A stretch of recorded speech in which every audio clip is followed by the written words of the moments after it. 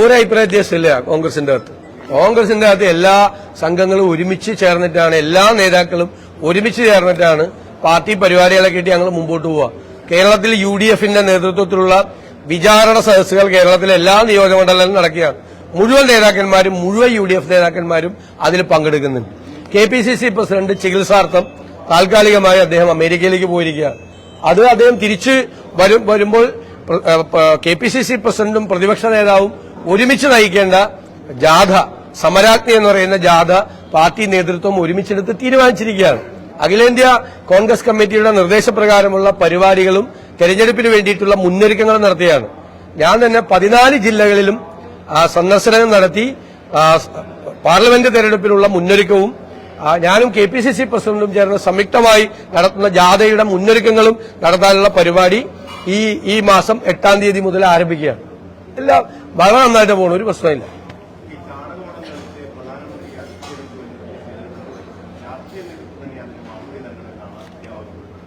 അല്ലെങ്കിൽ അത് കോൺഗ്രസ് നേതൃത്വം UDF ഒന്നും അല്ല ചെയ്തത്, അവിടുത്തെ കുട്ടികളെ ചെയ്ത. ഞാനെന്ത് പറയാറ്,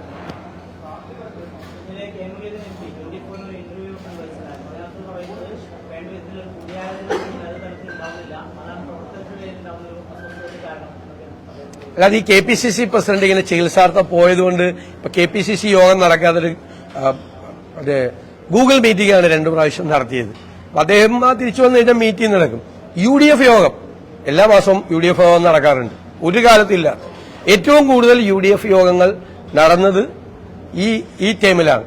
ഞാൻ UDF ചെയർമാനായി വന്നതിന് ശേഷമാണ് ചരിത്രത്തിൽ ഏറ്റവും കൂടുതൽ UDF യോഗങ്ങൾ നടന്നത്. എല്ലാ നേതാക്കന്മാരും വിളിച്ചവരുമായിട്ട് ഞങ്ങൾ കൂടിയാലോചന നടത്താറുണ്ട്. വീണ്ടും 10-ാം തീയതി യോഗമുണ്ട്. ഈ ഒരു മാസം മാത്രം നടന്നില്ല, കാരണം എല്ലായിടത്തും വിചാരണ സദസ്സ് നടക്കുന്നുണ്ട്. അല്ലാതെ എല്ലാ മാസവും UDF യോഗങ്ങൾ കൃത്യമായി നടത്താറുണ്ട്. KPCC പ്രസിഡന്റ് തിരിച്ചു വന്നാൽ KPCC യോഗങ്ങൾ നടക്കുക, അതിലൊന്നും അതെ കൂടിയാലോചന നടക്കുന്നുണ്ട്. ഇനി കൂടുതൽ വേണമെങ്കിൽ കൂടുതൽ നടത്തും.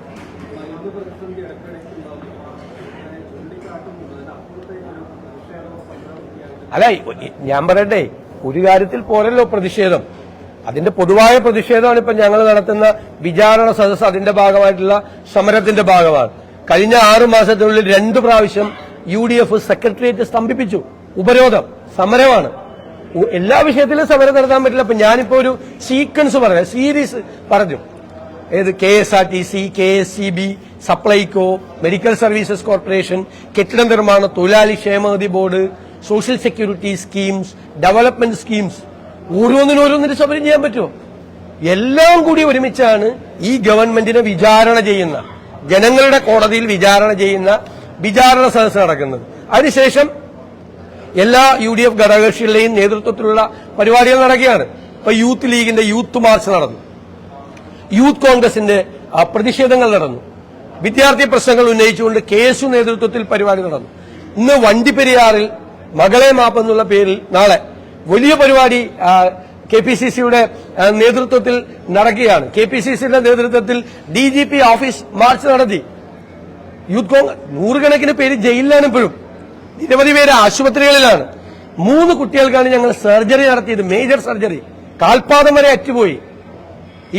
ഇത്രയും വലിയ സമരം ഏത് കാലത്താണ് നടന്നിട്ടുള്ളത്? ഇത്രയും അഗ്രസീവായിട്ടുള്ള സമരം നടന്നിട്ടുള്ളത് ഏത് കാലത്താണ്? എല്ലാ സംഘടനകളും സമരത്തിലാണ്, മഹിളാ കോൺഗ്രസ് ഉൾപ്പെടെ, വനിതാ സംഘടനകൾ ഉൾപ്പെടെ, UDFന്റെ വിവിധ കക്ഷികൾ ഉൾപ്പെടെ സമരത്തിലാണ്.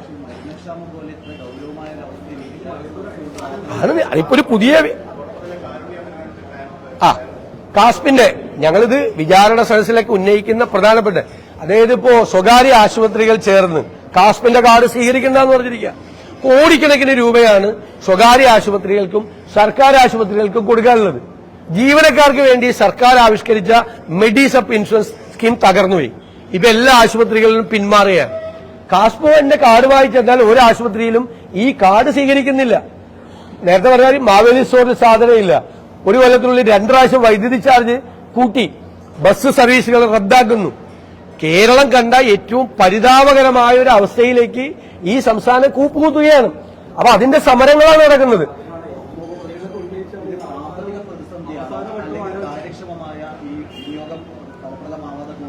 അല്ല, ഇത് ഞങ്ങൾ മുൻകൂട്ടി പറഞ്ഞല്ലേ.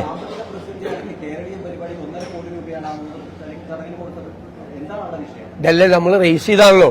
ഞങ്ങൾ 2020 ഡിസംബറിൽ തന്നെ ഞാൻ കൺവീനറായിട്ട് ശ്രീ രമേശ് ചെന്നിത്തല നിർദ്ദേശിച്ചനുസരിച്ച് ഞങ്ങളൊരു വൈറ്റ് പേപ്പർ ഇറക്കി. കഴിഞ്ഞ കൊല്ലം ഒരു വൈറ്റ് പേപ്പർ ഇറക്കി UDF. ഇതിലൊക്കെ ഞങ്ങൾ കൃത്യമായി, നിങ്ങളതൊന്ന് വായിച്ചു നോക്ക്, കൃത്യമായ മുന്നറിയിപ്പ് UDF നൽകിയതാണ്.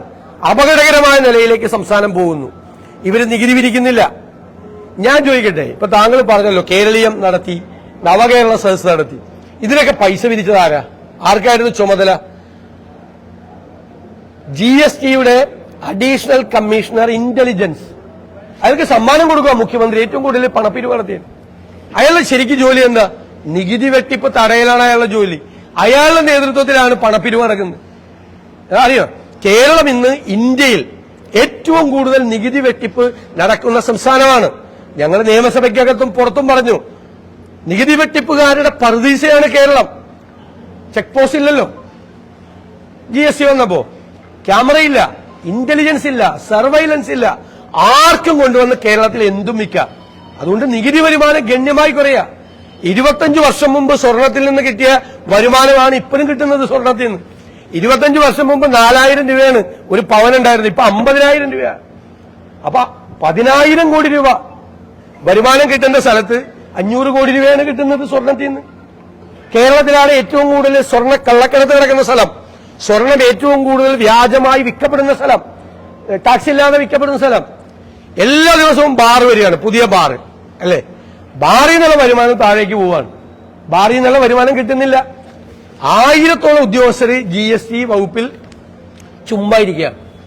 കേരളത്തിന്റെ നികുതി ഭരണ സംവിധാന ചരിത്രത്തിൽ ഒരിക്കലും ഇല്ലാത്ത തരത്തിൽ 1000-ഓളം ഉദ്യോഗസ്ഥന്മാർ, നിങ്ങൾ അന്വേഷിക്കുക, വെറുതെ ഇരിക്കുകയാണ് നികുതി വകുപ്പിൽ. ഇതൊക്കെ ഞങ്ങൾ പ്രതിപക്ഷം നിരന്തരമായി ഉന്നയിച്ച് വാറ്റിൽ നിന്ന് GSTയിലേക്ക് മാറുമ്പോൾ സംസ്ഥാനത്തെ നികുതി ഭരണ സംവിധാനം അതനുസരിച്ച് പുനഃസംഘടിപ്പിക്കണം എന്ന് 5 കൊല്ലമായി ഞങ്ങൾ ആവശ്യപ്പെടുന്നു. ഇതുവരെ ചെയ്തിട്ടില്ല. ഇവർക്ക് എന്താണെന്ന് ഇതുവരെ മനസ്സിലായിട്ടില്ല, എന്താണ് സംഭവം ഇതുവരെ മനസ്സിലായിട്ടില്ല. അത്ര അപകടത്തിലേക്കാണ് കേരളം പോകുന്നത്. അപ്പൊ അതിന്റെ സമരമാണ് ഞങ്ങൾ ഈ പറഞ്ഞതുപോലെ. അടുത്തത് സമരാഗ്നിയാണ്. വിചാരണ സദസ് കഴിഞ്ഞാൽ ഒരു ബ്രേക്കും ഇല്ലാതെ സമരത്തിലാണ്. ഇത് UDF ആണ് നടക്കുന്നത്, അടുത്തത് കോൺഗ്രസ് ആണ്, വിവിധ ഘടകകക്ഷികൾ, യുവജന സംഘടനകൾ, മഹിളാ സംഘടനകൾ എല്ലാവരും സമരത്തിലാണ്. ഇതിനേക്കാൾ വലിയ പിന്നെ വിഷയബാഹുല്യമാണ്. താങ്കൾ സൂചിപ്പിച്ചതുപോലെ ഒരു വിഷയത്തിൽ സമരം തുടങ്ങുമ്പോൾ അതിനേക്കാൾ പ്രധാനപ്പെട്ട വിഷയം വരെയാണ്.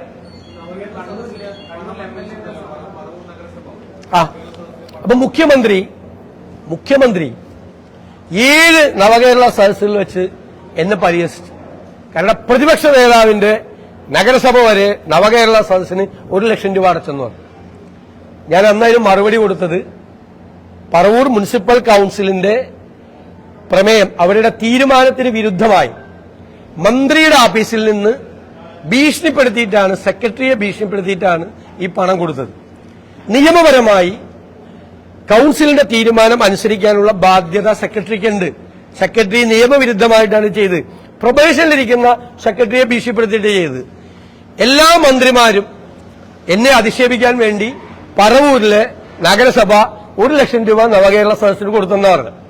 അപ്പൊ നിങ്ങൾ എല്ലാവരും മുഖ്യമന്ത്രിയെ കാണുമ്പോൾ പറഞ്ഞേക്ക്, നവകേരള സദസ്സിന്റെ പറവൂരിലെ സംഘാടക സമിതി ആ 1 ലക്ഷം രൂപ നഗരസഭയിൽ തിരിച്ചടച്ചെന്ന് നിങ്ങൾ പറഞ്ഞു.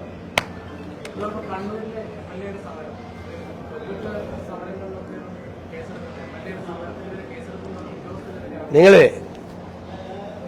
യൂണിവേഴ്സിറ്റിയിൽ സമരം നടന്നു. SFI സംസ്ഥാന സെക്രട്ടറി ബാരിക്കേഡിന്റെ മുകളിൽ കയറിയെന്ന് ഒരു പോലീസ് ഉദ്യോഗസ്ഥരോട് പോയി കക്കൂസ് കയറിയിടാന്ന് പറഞ്ഞു. അത് കണ്ട് അതിനേക്കാൾ ഉന്നത ഉദ്യോഗസ്ഥൻ ചിരിച്ചുകൊണ്ട് നിന്നു. അവനെ തോളിലിട്ട് ലാളിച്ച് മോനെ കുട്ട എന്ന് പറഞ്ഞ്, അതാണ് ഞാൻ പറഞ്ഞത്, ഒരു പാൽക്കുപ്പിയും കൂടി കൊടുക്കാൻ പറഞ്ഞത്. അവനെ സ്നേഹിച്ചു കൊണ്ടുപോയി വണ്ടിയിൽ കയറ്റി.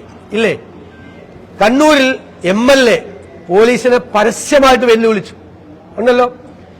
കല്യാശ്ശേരിയിലെ ഏരിയ കമ്മിറ്റി സെക്രട്ടറി എന്നിട്ട് പറഞ്ഞു പോലീസിന്റെ പിടിപ്പുകേടാണ് കല്യാശ്ശേരിയിൽ അക്രമം ഉണ്ടാകാനുള്ള കാരണം എന്ന് പറഞ്ഞു. നിരന്തരമായി MV ജയരാജൻ കണ്ണൂർ ജില്ലാ സെക്രട്ടറി പോലീസിനെതിരായി ആക്ഷേപം ഉന്നയിച്ചു. ആലപ്പുഴയിൽ, തിരുവനന്തപുരത്ത് എല്ലാ പാർട്ടി നേതാക്കൾ പോലീസുമായി സംഘർഷത്തിലാണ്. എല്ലായിടത്തും പോലീസിനെ നോക്കുകുത്തിയാക്കി മാറ്റി. യഥാർത്ഥത്തിൽ ഈ ഒരു പോലീസ് ഉദ്യോഗസ്ഥരോട് പോയി കക്കൂസ് കയറിട എന്ന് പറയുമ്പോൾ SFI നേതാവ് പറയുമ്പോൾ അവരെ ശാസിക്കാൻ ഈ ആഭ്യന്തര വകുപ്പിന്റെ ചുമതലയുള്ള ഈ മുഖ്യമന്ത്രി എവിടെ പോയിരിക്കുകയാണ്? പോലീസ് സേനയ്ക്ക് മുഴുവൻ അപമാനമല്ലേ? പോലീസിന്റെ മുറയിലല്ലേ പോയത്?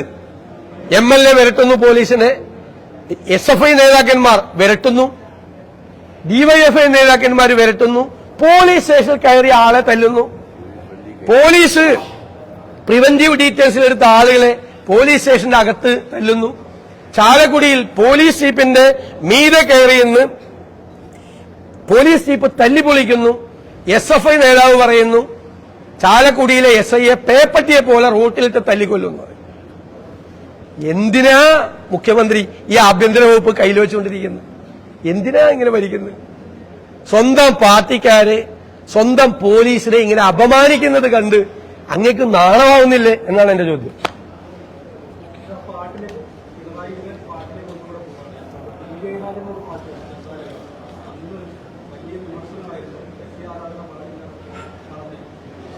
ഞാൻ പറഞ്ഞല്ലോ പി ജയരാജനെതിരായി വ്യക്തിപൂജക്കെതിരായി ആണെന്ന് പറഞ്ഞ് നടപടിയെടുത്ത പാർട്ടി, അതേ പാർട്ടിയുടെ സംസ്ഥാന സെക്രട്ടറി വന്ന് സൂര്യനാണ് എന്നല്ലേ പറയുന്നത്. പിന്നെ പാർട്ടി ഇങ്ങനെ പ്രചരിപ്പിച്ചുകൊണ്ടിരിക്കുകയാണ് CPM ഹാൻഡിൽ കൂടി. അത് എഴുതിയാണ് സമ്മതിക്കണം. കഴുകനാണ്, അവനറിയാതെ അവന്റെ ഉള്ളിൽ നിന്ന് എഴുതി പോയതാണ്, കഴുകനാണ്.